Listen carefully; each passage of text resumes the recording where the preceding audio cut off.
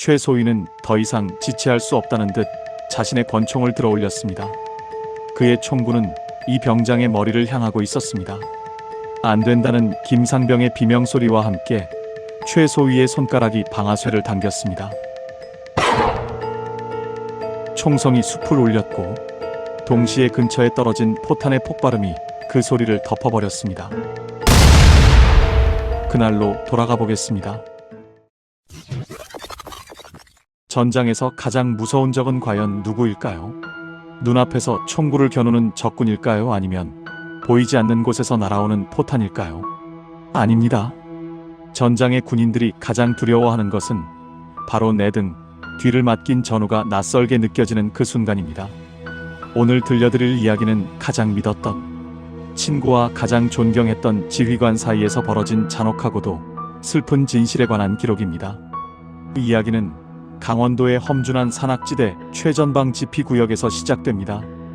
당시 그곳의 겨울은 유난히도 혹독했습니다. 영하 20도를 오르내리는 살인적인 추위는 방한복을 뚫고 들어와 뼈마디를 시리게 만들었습니다.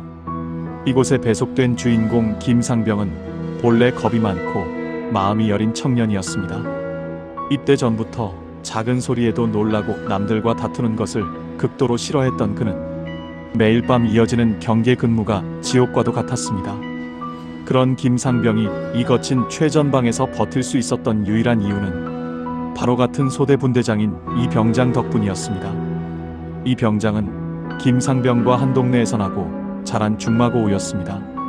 덩치가 크고 우직한 성격의 이 병장은 어릴 때부터 골목대장 노릇을 하며 겁 많은 김상병을 항상 뒤에서 챙겨주던 든든한 형 같은 존재였습니다. 군대에서도 이 병장의 존재감은 절대적이었습니다. K2 소총을 분해하고 결합하는 손놀림은 타의 추종을 불허할 만큼 빨랐고, 야간 사격 훈련에서는 백발백중의 실력을 뽐내며 소대원들의 신망을 한 몸에 받고 있었습니다. 김상병은 그런 친구를 보며 안도감을 느꼈고, 이 병장의 넓은 등 뒤에 서면 그 어떤 적도 두렵지 않다고 생각했습니다. 그런데 어느 날 이들의 소대에 새로운 소대장이 부임해 오면서 모든 것이 조금씩 어긋나기 시작했습니다. 육군사관학교를 수석으로 졸업했다는 최소위였습니다. 그는 갓 임관한 장교답지 않게 노련했고 무엇보다 병사들의 마음을 얻는 법을 아주 잘 알고 있었습니다. 최소위는 권위적인 태도를 버리고 병사들과 함께 흙바닥에서 뒹굴며 라면을 끓여 먹었고 힘들어하는 대원의 군장을 대신 들어주기도 했습니다. 훤칠한 키에 서글서글한 인상을 가진 최소위는 금세 소대원들의 우상이 되었습니다. 김상병 역시 자신을 따뜻하게 대해주는 최소위를 친형처럼 따르기 시작했습니다. 사건의 발단은 아주 사소한 의구심에서 시작되었습니다. 최소위가 부임한 이후 이상하게도 소대의 작전 구역과 이동 경로가 적에게 자주 노출되는 일이 발생했습니다. 은밀하게 매복 작전을 펼치려던 지점에 이미 적의 박격 포탄이 정확한 좌표를 타고 날아와 꽂히는가 하면 아군 통신망이 정체불명의 전파 방해를 받아 먹통이 되기도 했습니다. 우연이라기에는 너무나 정교하고 집요한 공격이었습니다. 소대원들은 보이지 않는 눈이 자신들을 감시하고 있다는 공포에 떨기 시작했습니다. 그러던 어느 날 밤이었습니다. 경계 근무를 마치고 복귀하던 김상병을 최소위가 조용히 불렀습니다. 최소위는 심각한 표정으로 따뜻한 커피 한 잔을 김상병의 손에 쥐어주었습니다. 그리고는 아주 조심스럽고 은밀한 목소리로 충격적인 이야기를 꺼냈습니다. 최소위는 김상병에게 이 병장이 요즘 수상하지 않냐고 물었습니다. 김상병이 당황하여 무슨 말씀이냐고 되묻자 최소위는 한숨을 내쉬며 자신이 목격한 것들을 하나둘씩 털어놓기 시작했습니다. 최소위의 말에 따르면 이 병장이 모두가 잠든 새벽 시간에 몰래 막사를 빠져나가 통신 장비가 있는 지휘 통제실 근처를 서성거린다는 것이었습니다. 또한 지난번 매복 작전이 실패하고 아군이 큰 피해를 입었을 때 이 병장이 혼자서 알 수 없는 미소를 짓고 있었다는 믿기 힘든 증언까지 덧붙였습니다. 김상병은 처음에는 말도 안 되는 소리라며 부정했습니다. 이 병장은 자신의 목숨보다 소중한 친구였으니까요. 하지만 최소위는 김상병의 어깨를 두드리며 이건 보안 부대에서 내려온 극비 정보와도 일치하는 정황이라며 자신은 이 병장을 믿고 싶지만 소대원들의 안전을 위해 김상병이 이 병장을 예의주시해달라고 부탁했습니다. 사람의 마음이란 참으로 간사했습니다. 그날 이후 김상병의 눈에 비친 이 병장의 모습은 예전과 달라 보이기 시작했습니다. 훈련 도중 이 병장이 잠시 자리를 비우면 어디서 무엇을 하고 왔는지 의심이 들었고, 이 병장이 무전기를 점검하며 주파수를 맞추는 일상적인 행동조차도 어딘가로 신호를 보내는 것처럼 보였습니다. 의심은 독버섯처럼 김상병의 마음속에서 자라났고 십수년을 이어온 우정에 금이 가기 시작했습니다. 긴장감이 최고조에 달했던 12월의 어느 칠흑같은 밤이었습니다. 소대는 적의 침투가 예상되는 계곡 깊숙한 곳으로 야간 수색 정찰을 나갔습니다. 달빛조차 구름에 가려 한치 앞도 분간할 수 없는 어둠 속이었습니다. 소대원들은 야간 투시경에 의지해 조심스럽게 발을 옮겼습니다. 군화가 눈 덮인 땅을 밟을 때마다 뽀드득거리는 소리가 유난히 크게 들렸고, 입에서는 하얀 입김이 쉴 새 없이 뿜어져 나왔습니다. 김상병은 바로 앞서가는 이 병장의 등을 뚫어지게 쳐다보며 걷고 있었습니다. 최소위의 말이 귓가에 맴돌았기 때문입니다. 그때였습니다. 선두에 섰던 최소위가 주먹을 쥐어 올리며 정지 신호를 보냈습니다. 소대원들은 일제히 자리에 털썩 주저앉아 거친 숨을 골랐습니다. 정정만이 감도는 숲속에서 갑자기 부스럭거리는 소리가 들려왔습니다. 소대원들의 신경이 곤두섰습니다. 김상병은 본능적으로 소총의 조정관을 안전에서 단발로 돌렸습니다. 차가운 금소금이 고요한 숲을 울렸습니다. 바로 그 순간 이 병장이 대열을 이탈하여 숲 안쪽으로 천천히 걸어가는 모습이 김상병의 눈에 들어왔습니다. 김상병의 심장이 쿵쾅거렸습니다. 작전 구역을 무단으로 이탈하는 것은 명백한 군법 위반이었습니다. 게다가 지금은 적과 조우할 수도 있는 위급한 상황이었습니다. 김상병은 이 병장이 적과 내통하러 가는 것이 아닐까 하는 불길한 예감에 사로잡혔습니다. 그는 최소위에게 보고할 겨를도 없이 홀린 듯이 이 병장의 뒤를 밟기 시작했습니다. 눈 덮인 수풀을 헤치고 나아가자 저 멀리 희미한 달빛 아래 서 있는 이 병장의 실루엣이 보였습니다. 이 병장은 품속에서 무언가를 꺼내 만지작거리고 있었습니다. 그것은 마치 작은 무전기나 신호기처럼 보였습니다. 김상병은 배신감에 치를 떨며 소총을 들어 친구의 등 뒤를 겨누었습니다. 손가락이 방아쇠에 걸렸습니다. 당장이라도 소리를 질러 멈추게 하고 싶었지만 목소리가 나오지 않았습니다.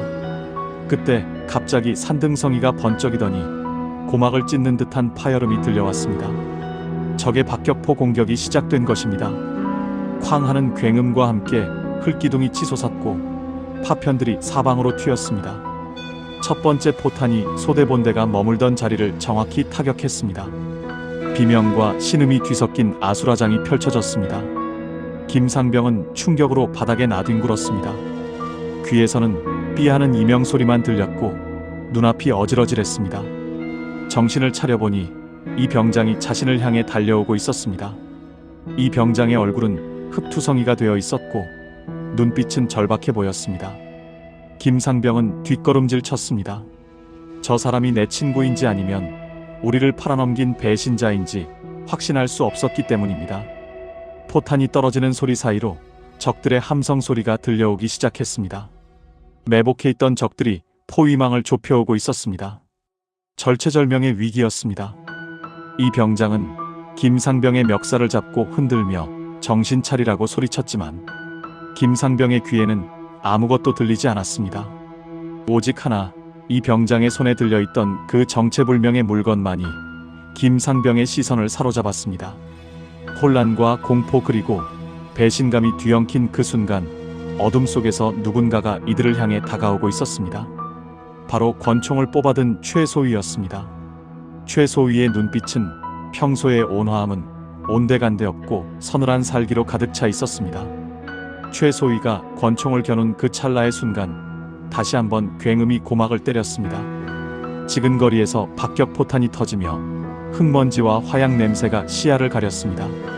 최소위의 고함 소리가 들렸지만 폭발음 때문에 정확한 내용은 들리지 않았습니다.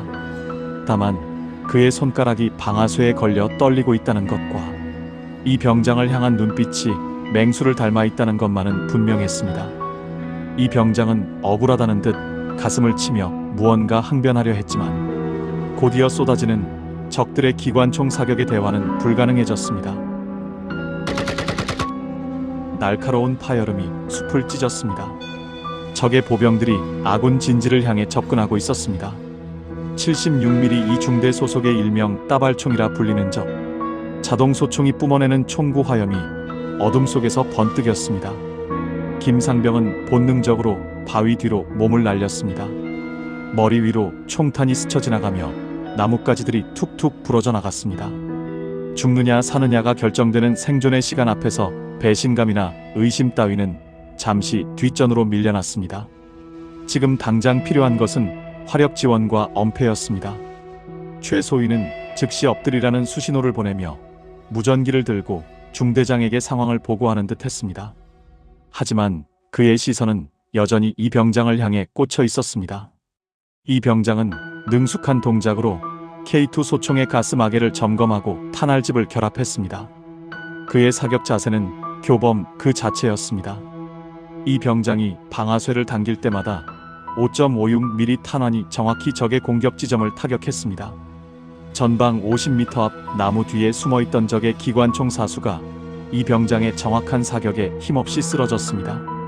김상병은 혼란스러웠습니다. 적과 내통하는 간첩이라던 이 병장이 왜 저토록 필사적으로 적과 싸우는 것인지 이해할 수 없었습니다. 교전은 30분 넘게 이어졌습니다. 탄약이 바닥을 드러내고 있었습니다. 소대원들은 하나둘씩 부상을 입고 신음했습니다. 퀴퀴한 피냄새와 매캐한 화약 연기가 진동하는 참호 속에서 김상병은 탄알집을 교체하기 위해 이 병장의 전투 조끼로 손을 뻗었습니다. 이 병장은 전방을 주시하며 사격하느라 정신이 없었습니다. 김상병이 이 병장의 탄입대 덮개를 여는 순간 꼬깃꼬깃하게 접힌 종이 뭉치가 툭 하고 바닥으로 떨어졌습니다. 김상병은 떨리는 손으로 그 종이를 집어들었습니다. 달빛에 비친 종이에는 알 수 없는 숫자와 기호들이 빼곡하게 적혀 있었습니다. 그것은 누가 봐도 아군이 사용하는 암호 체계가 아니었습니다. 11235579 같은 불규칙한 숫자의 나열은 분명 난수표였습니다. 군사 교육 시간에 적들이 지령을 받을 때 사용한다고 배웠던 바로 그 형태였습니다. 김상병의 손끝이 싸늘하게 식어갔습니다. 최소위의 말이 사실이었습니다.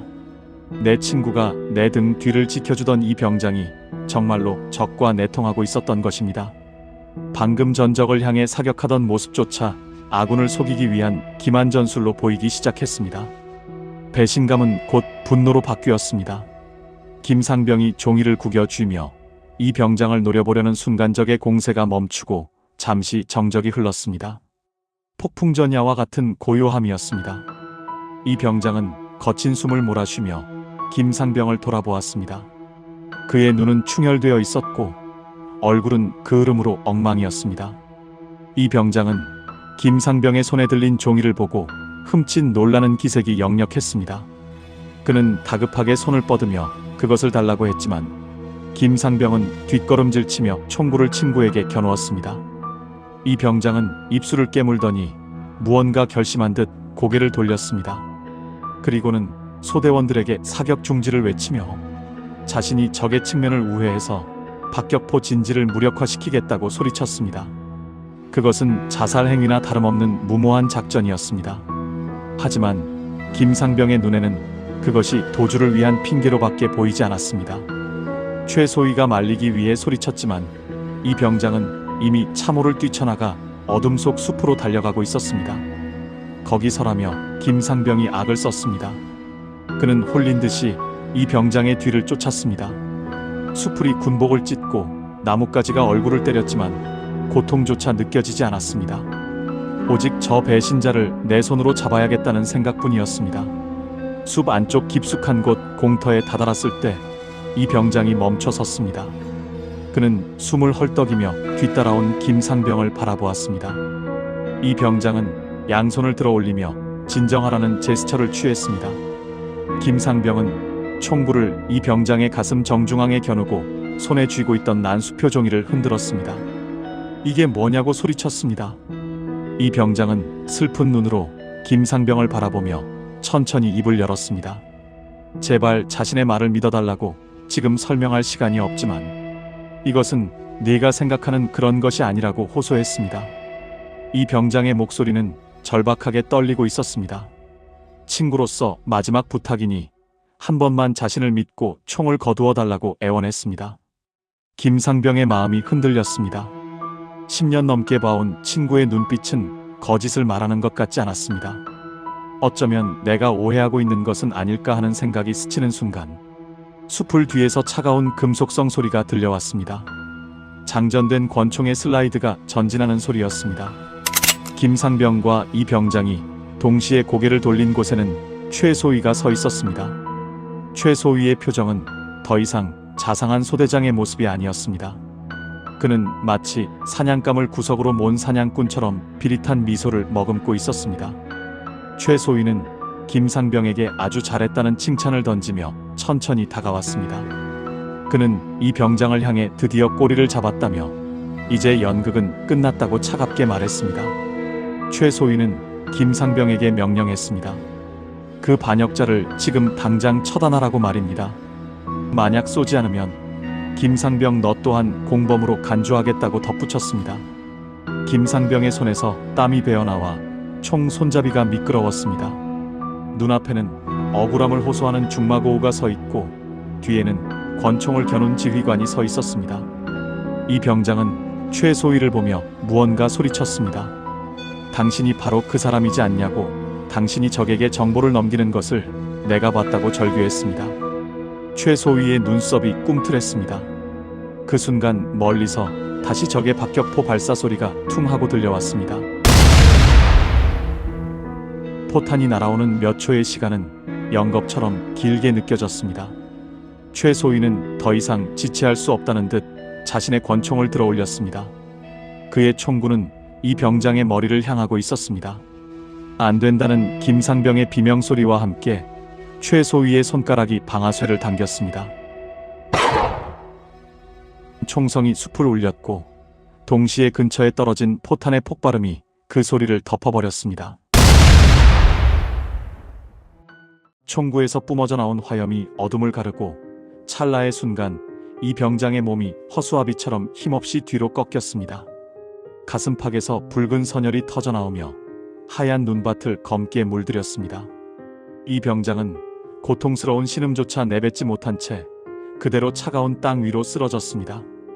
그의 시선은 마지막까지 김상병을 향해 있었고 억울함과 슬픔이 뒤섞인 눈동자는 초점을 잃어가면서도 무언가를 간절히 말하고 있었습니다. 김상병은 숨이 턱 막혀왔습니다. 방금 전까지 자신의 이름을 부르며 호소하던 친구가 눈앞에서 싸늘한 주검으로 변해버린 현실을 뇌가 받아들이지 못했습니다.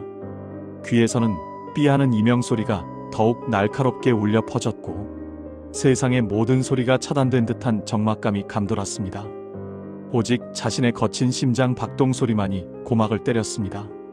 이 병장의 손끝이 파르르 떨리다가 이내 축 늘어졌습니다. 그 모습은 마치 끊어진 연줄처럼 허망했습니다. 최소위는 권총을 거두며 냉혹한 표정으로 쓰러진 이 병장을 내려다보았습니다. 그의 얼굴에는 일말의 망설임이나 죄책감도 보이지 않았습니다. 오히려 골치 아픈 문제를 해결했다는 듯한 안도감마저 스쳐 지나갔습니다. 최소위는 멍하니 서 있는 김상병에게 다가와 어깨를 거칠게 잡아 끌었습니다. 그는 다급한 목소리로 적의 포격이 집중되고 있으니 어서 이곳을 벗어나야 한다고 소리쳤습니다. 그리고는 바닥에 떨어진 이 병장의 K2 소총을 발로 툭 차며 반역자의 최후가 어떤지 똑똑히 보라며 김상병을 압박했습니다. 김상병은 최소위의 손에 이끌려 반쯤 넋이 나간 상태로 걸음을 옮겼습니다. 하지만 그의 시선은 자꾸만 뒤로 향했습니다. 차가운 눈밭에 홀로 남겨진 친구의 모습이 멀어져 갔습니다. 눈발이 점점 거세지며 이 병장의 몸을 하얗게 덮기 시작했습니다. 김상병의 손에는 아까 이 병장이 건네려다 떨어뜨렸던 꼬깃꼬깃한 종이 뭉치가 쥐어져 있었습니다. 무의식 중에 그 종이를 꽉 움켜쥐느라 손톱이 살을 파고들었지만 아픔조차 느껴지지 않았습니다. 소대는 적의 추격을 피해 능선 너머 안전지대인 바위 틈으로 몸을 숨겼습니다. 소대원들은 부상당한 전우를 돌보며 거친 숨을 몰아쉬었습니다.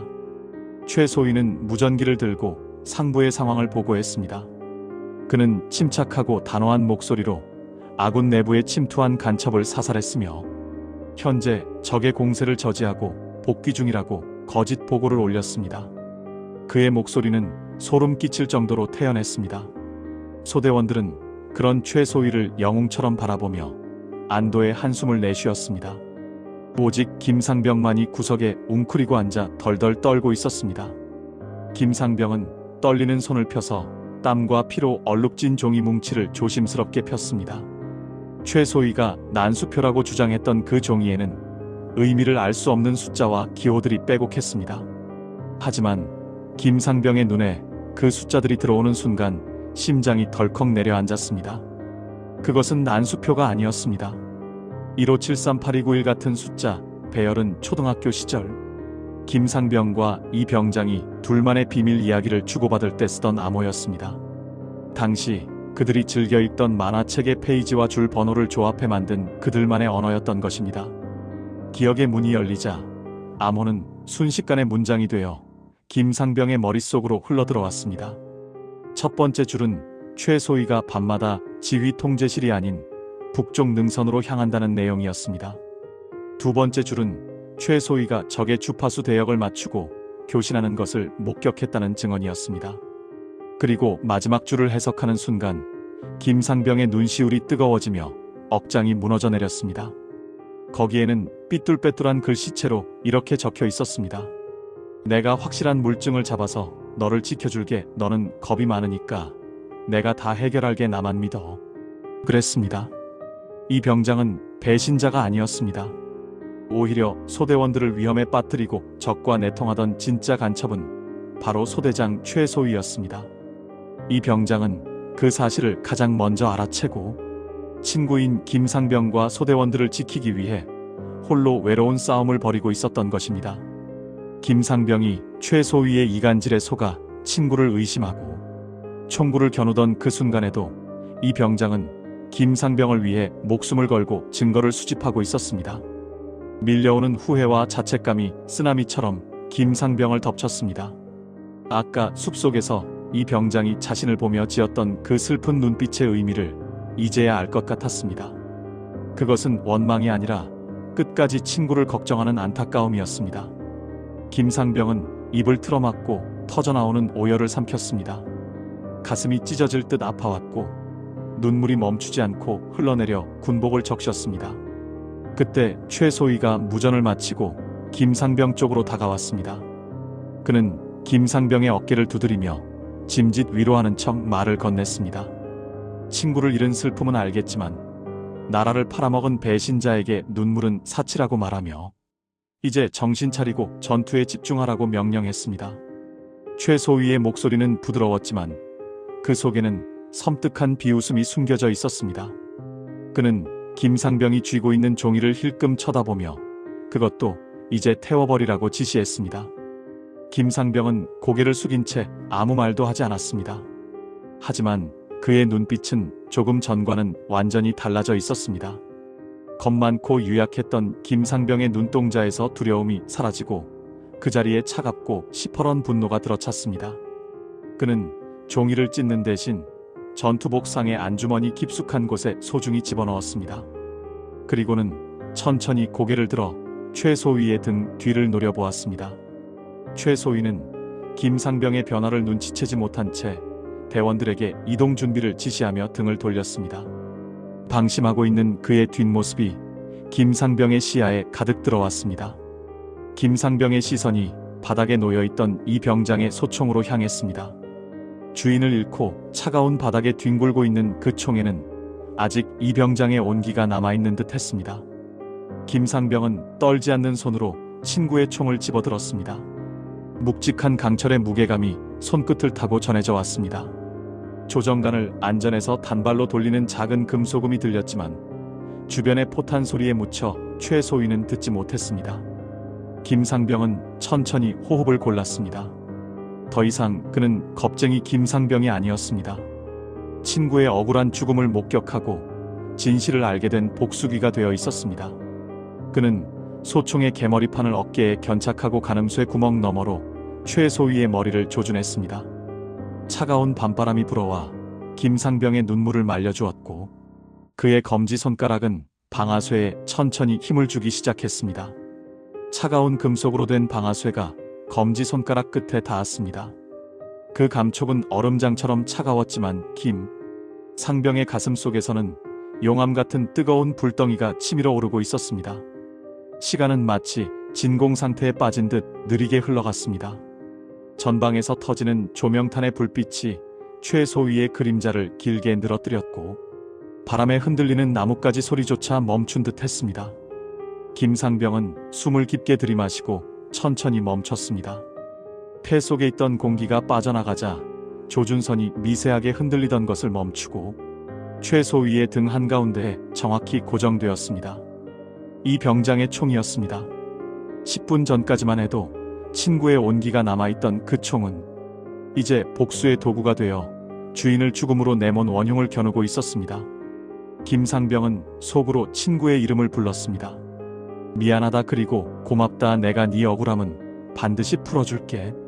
김상병의 눈동자가 매섭게 빛났고 손가락에 서서히 힘이 들어갔습니다. 내부의 스프링이 압축되며 공이치기를 때릴 준비를 마쳤습니다.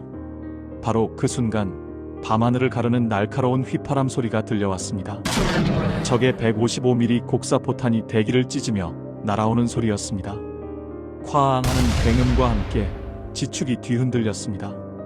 거대한 폭발음이 산 전체를 집어삼키는 찰나 김상병은 주저없이 방아쇠를 끝까지 당겼습니다. 총구에서 뿜어져 나온 화염은 포탄의 섬광에 묻혔고 격발 소음은 대지를 울리는 폭발음에 가려져 아무도 듣지 못했습니다. 총열을 타고 회전하며 튀어나간 5.56mm 탄환은 초속 920m의 속도로 허공을 갈랐습니다. 그것은 단 하나의 오차도 없이 최소위의 등을 파고들었습니다. 소대원들에게 고함을 지르며 지휘하던 최소위의 몸이 마치 줄이 끊어진 인형처럼 앞으로 고꾸라졌습니다. 그는 비명조차 지르지 못한 채 바닥으로 쓰러졌습니다. 소대원들은 최소위가 적의 포탄 파편에 맞았다고 생각했습니다. 사방에서 흙먼지가 쏟아지고 비명이 난무하는 아수라장 속에서 누구도 김상병의 총구를 주목하지 않았습니다. 최소위는 고통스러운 표정으로 바닥을 긁으며 뒤를 돌아보려 했지만 몸이 말을 듣지 않는 듯 했습니다. 흐려져가는 그의 시야에 들어온 것은 무표정한 얼굴로 자신을 내려다보는 김상병의 차가운 눈빛뿐이었습니다. 김상병은 입을 벙긋거리며 소리 없는 말을 전했습니다.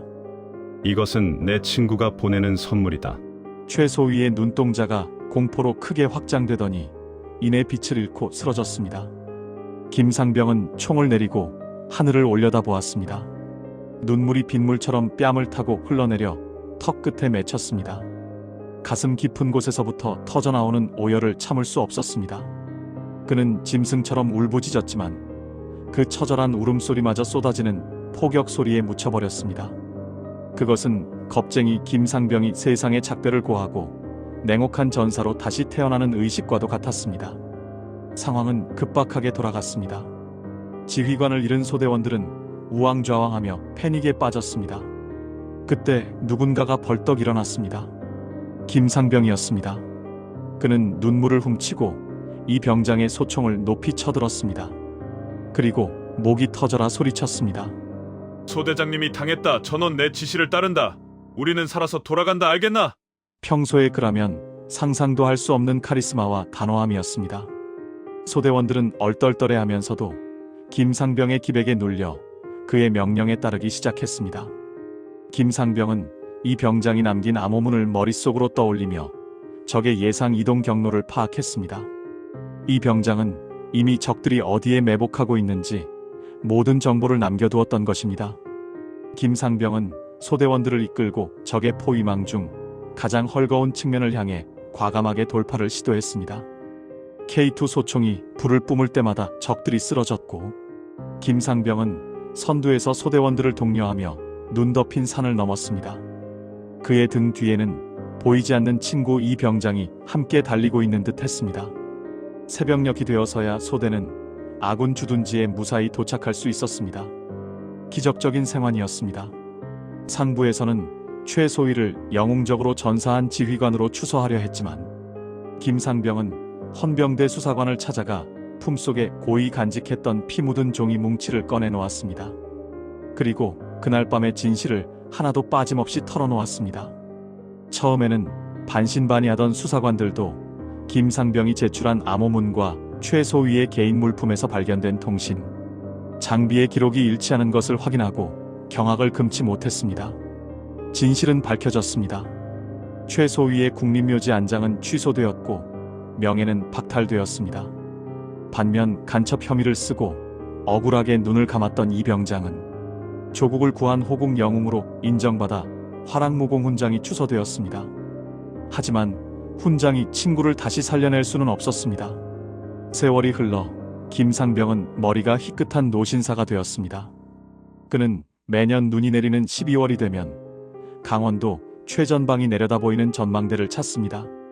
찬 바람이 옷깃을 파고드는 그곳에서 그는 낡은 인식표 하나를 꺼내어 만지작거립니다. 반쪽은 자신의 것이고 나머지 반쪽은 친구 이병장의 것입니다. 그는 인식표를 꽉 쥐고 눈 덮인 산하를 바라보며 나지막이 속삭입니다. 보고 있나 친구야? 내가 목숨 바쳐 지켜낸 이 땅은 오늘도 평화롭다. 사람들이 잊고 살아도 나는 기억한다. 우리가 누리는 이 자유가 누군가의 피와 눈물 그리고 말 못할 희생 위에 세워졌다는 것을 말이다. 노신사의 눈가에 맺힌 눈물이 겨울 햇살을 받아 영롱하게 빛났습니다. 대한민국이라는 거대한 숲은 이처럼 이름 없이 사라져간 수많은 이병장과 살아남아 그 짐을 짊어진 김상병 같은 이들의 뿌리로 지탱되고 있는 것입니다. 오늘도 전선의 차가운 바람은 그날의 이야기를 싣고 흐르며 우리에게 조용히 묻고 있습니다. 당신의 등 뒤를 맡길 수 있는 전우가 곁에 있느냐고 말입니다. 이것이 바로 전쟁이 남긴 비극이자 우리가 절대 잊지 말아야 할 전장의 기록입니다. 시청해주셔서 감사합니다.